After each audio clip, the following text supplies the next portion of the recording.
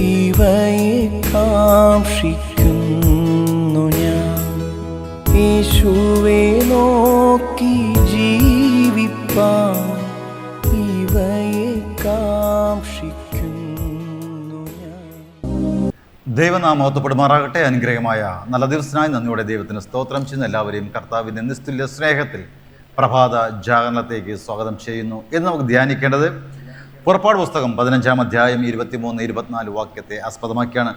ആരോഗ്യവും വേവലാതിയിൽ നിന്നുള്ള വിടുതലും യേശുവിൽ നിന്ന് വരുന്നു എന്ന വിഷയത്തെ ആസ്പദമാക്കിയാണ്. പുറപ്പാട് പുസ്തകം 15-ാം അധ്യായം 23-24 വാക്യങ്ങൾ ഇങ്ങനെ പ്രതിപാദിക്കുന്നു. മാറയിൽ എത്തിയാറെ മാറയിലെ വെള്ളം കുടിപ്പാൻ അവർക്കു കഴിഞ്ഞില്ല, അത് കയ്പുള്ളതായിരുന്നു. അപ്പോൾ ജനം ഞങ്ങൾ എന്തു കുടിക്കും എന്ന് പറഞ്ഞ് മോശയുടെ നേരെ പിറുപിറുത്തു. പ്രിയ സഹോദരങ്ങളെ, കർത്താവായ ദൈവം തമ്പുരാൻ ഇസ്രായേൽ ജനങ്ങളെ മിസ്രൈമിൽ നിന്ന് വിടുവിക്കുന്ന സാഹചര്യത്തിൽ അവിടേതായ യാത്രമധ്യേ അവരെ പരിപാലിക്കേണ്ടതിന് എല്ലാ പദ്ധതികളും നേരത്തെ ക്രമീകരിച്ചിരുന്നു. ആയതുപോലെ തന്നെ അവർ ഇന്നലെ വരെ അനുവർത്തിച്ചു വന്നതായ ജീവിത രീതികൾ, അവരുടെ ജീവിതത്തിൽ സ്വാധീനിച്ചതായ മറ്റു പല മേഖലകളെയും ദൂരീകരിച്ചുകൊണ്ട് അവർ യഥാർത്ഥ ഒരു ഇസ്രായേലിനായി മാറ്റുവാൻ വേണ്ടി ദൈവം പല പദ്ധതികളും ക്രമീകരിച്ചിരുന്നു. അവിടേതായ അജ്ഞതകളെ മാറ്റി അവിടേതായ നേരായ മാർഗ്ഗത്തിൽ നടത്തപ്പെടേണ്ടതിന് ചില പദ്ധതികളും കർത്താവ് തമ്പുരാൻ നേരത്തെ തന്നെ രൂപീകരിച്ചിരുന്നു. അതിലൊന്നാകുന്നു അവർ മാറയിൽ എത്തിയപ്പോൾ അവർക്ക് കുടിക്കുവാൻ നൽകിയതായ ജലത്തിൻ്റെ കയ്പ് എന്നത്. അത് എങ്ങനെ മാറ്റപ്പെടണം എന്ന് അത് എങ്ങനെ മാറ്റപ്പെടും എന്നും ദൈവം തൻ്റെ ജനത്തെ അറിയിക്കുകയും ആയതുപോലെ മോശയിലൂടെ അത് പ്രവർത്തിക്കുന്ന കാണാൻ സാധിക്കുന്നു. ഇസ്രായേൽ ജനങ്ങളുടേതായ അഹന്ത ദൂരീകരിക്കണം, അവിടെ അജ്ഞത ദൂരീകരിക്കണം, അവരെ നേരായ മാർഗത്തിൽ മാത്രമല്ല അവരെ മിസ്രൈമിൽ നിന്നും വിടുവിച്ചു കൊണ്ടുവരുന്നത് അവരുടെ ദൈവമായ യഹോവയാകുന്നു എന്ന് അവരെ ബോധ്യപ്പെടുത്തണം. അവരുടെ ഹൃദയത്തിൽ അത് ഉറപ്പ് വരുത്തണം. അവിടേതായ എല്ലാ ജീവിത സാഹചര്യങ്ങളിൽ നിന്നും അവരെ വിടുവിക്കുന്ന ദൈവം ശക്തനായിരിക്കുന്ന ദൈവമാകുന്നുവെന്നും അവരെ മനസ്സിലാക്കിപ്പിക്കണമെന്ന് ദൈവം നിശ്ചയിച്ചിരുന്നു.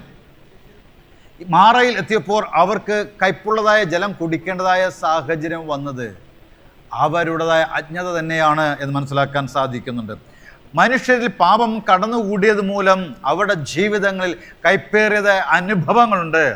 ആ കൈപ്പേറിയ അനുഭവങ്ങളിൽ നിന്നും അവരെ മുക്തരാക്കുന്നത് ദൈവമാകുന്നു. മിസ്രൈമിലായിരുന്ന ജനങ്ങളുടേതായ ഓരോരോ ആവശ്യങ്ങൾ അവർ കണ്ടു വളർന്നത്, അവർ കേട്ടു വരുന്നത്, ഒരുപക്ഷെ പലരുടെ ജീവിതത്തിൽ വന്നതായ മാറ്റങ്ങൾ, ഓരോ പ്രശ്നങ്ങളും പരിഹരിക്കപ്പെടേണ്ടതിന് വ്യത്യസ്തങ്ങളായിരിക്കുന്നതായ ആചാരാനുഷ്ഠാനങ്ങളാലെ ദേവീ ദേവന്മാരെ പ്രീതിപ്പെടുത്തണം എന്നുള്ളത് തന്നെയാണ്. എന്നാൽ ദൈവം ഇവരെ മനസ്സിലാക്കിപ്പിക്കുന്ന ഒരു കാര്യമുണ്ട്. ഭൂവാസികളായിരിക്കുന്ന ജനങ്ങൾക്ക് വിവിധങ്ങളും വ്യത്യസ്തവുമായിരിക്കുന്നതായ രോഗങ്ങളോ പ്രയാസങ്ങളോ ബുദ്ധിമുട്ടുകളോ ഒക്കെ വരുമ്പോൾ ഇവയെ മാറ്റുന്നത്, ഇവയിൽ നിന്നും വിടുതൽ നൽകുന്നത് ദൈവം തമ്പുരാനാകുന്നു, യഹോവയായ ദൈവമാകുന്നു, സൃഷ്ടിതാവായ താൻ ആകുന്നു എന്ന് അവരെ മനസ്സിലാക്കിപ്പിക്കണമെന്ന് ദൈവം തീരുമാനിച്ചിരുന്നു. ദൈവത്തിൻ്റെ നിയമത്തെ ലംഘിക്കുന്നത് കൊണ്ടാകുന്നു നമുക്ക് രോഗങ്ങളും പ്രയാസങ്ങളും വരുന്നതെന്നും ആധുനിക ലോകത്തിലെ ആത്മീയ ഇസ്രായേലായിരിക്കുന്നതായ നമ്മയും ദൈവം തമ്പുരാൻ അത് ബോധ്യപ്പെടുത്തി മനസ്സിലാക്കാൻ സാധിക്കുന്നു. രോഗങ്ങളിൽ നിന്നും അവരെ രക്ഷിക്കുന്നത് ദൈവം സ്ഥാപിച്ചതായ ആ കരുതലിൻ്റെ വേലിക്കെട്ടിനെ അവർ തകർത്തത് കൊണ്ടാകുന്നു. ക്രിസ്തുവിൻ്റെ പ്രത്യേക നിയന്ത്രണത്തിലായിരുന്നു ഇസ്രായേൽ ജനങ്ങൾ മിസ്രൈമിൽ നിന്നും നയിക്കപ്പെടുന്നതെന്നും അവരെ ബോധ്യപ്പെടുത്തി. പകൽ മേഘസ്തംഭവും രാത്രി അഗ്നിതുണയുമായി കർത്താവ് അവിടെ കൂടെ ഉണ്ടായിരുന്നു. അവിടേതായ യാത്രയിൽ അവർക്ക് തടസ്സങ്ങൾ നേരിട്ടപ്പോൾ, അവർക്ക് പ്രയാസങ്ങൾ നേരിട്ടപ്പോൾ അവിടെയെല്ലാം കർത്താവിൻ്റെ കരുതലും വിടുതലും ഉണ്ടായി മനസ്സിലാക്കാൻ സാധിക്കുന്നു. യേശുവിൻ്റെ ആഗ്രഹം എല്ലായ്പ്പോഴും മേഘസ്തംഭത്തിൻ്റെ മറവിൽ നിന്നുകൊണ്ട് തൻ്റെ ആവാസമൊരുക്കുന്ന ചിറകിൻ കീഴിൽ തൻ്റെ ഇഷ്ടം ചെയ്യുന്ന ജനത്തെ സംരക്ഷിക്കുക എന്നതായിരുന്നു. ദൈവം താൻ അവരുടെ ദൈവവും വിടുവിക്കുന്നവനും സംരക്ഷകനുമാകുന്നുവെന്ന് അവരെ ഗ്രഹിപ്പിക്കണമെന്നും ദൈവം ആഗ്രഹിച്ചു. ദൈവം എന്നിട്ടും അവർ തന്നിലേക്ക് നോക്കുമെങ്കിൽ അവരുടെ പരിഭ്രമങ്ങളിൽ നിന്നെല്ലാം അവരെ വിടുവിക്കുമെന്നും അവർക്ക് കാണിച്ചു കൊടുക്കുവാൻ ദൈവം ആഗ്രഹിച്ചു.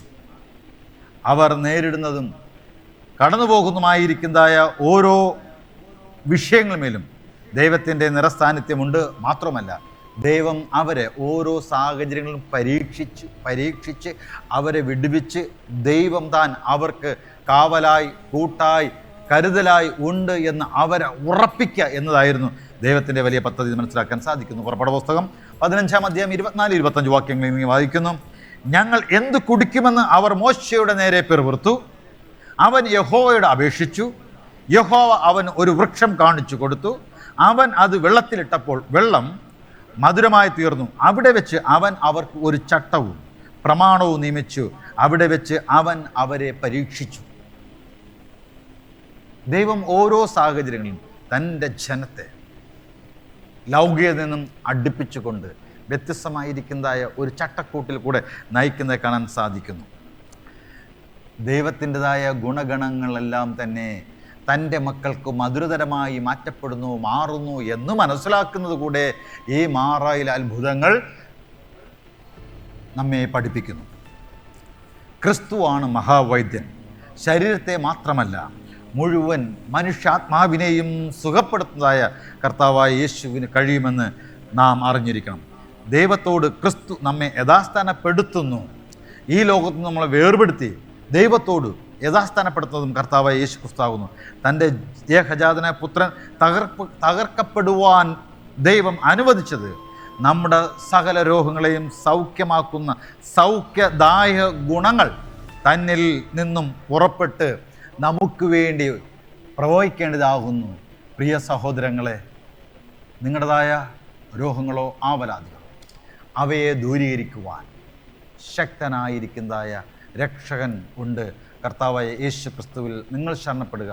നിങ്ങളുടെ യാത്രയിൽ കർത്താവ് താങ്ങും തണലുമായി നിലനിൽക്കും. വിശ്വസിക്കുക, പ്രത്യാശയുടെ കർത്താവിൽ ശരണപ്പെടുക. ദൈവം നിങ്ങൾ അനുഗ്രഹിക്കുമാറാകട്ടെ. നമുക്ക് പ്രാർത്ഥിക്കാം. സ്വർഗീയ പിതാവേ, നല്ല ദൈവമേ, നൽകിയ വചനത്തിനായ സ്തോത്രം. ജീവിതത്തിലെ കൈപ്പേറിയതായ അനുഭവങ്ങളിലൂടെ കടന്നു പോകുമ്പോൾ തളർന്നു പോകേണ്ട, ആവലാതിപ്പെടേണ്ട, വ്യാകുലപ്പെടേണ്ട, കർത്താവ് കൂടെ ഉണ്ട് എന്നുള്ള പ്രത്യാശയ്ക്കായി നന്ദിയോടെ ഞങ്ങൾ സ്തോത്രം ചെയ്യുന്നു. അവിടുത്തെ മക്കളുടെ മേൽ ആ കൃപ ചൊരിയുമാറാകണമേ.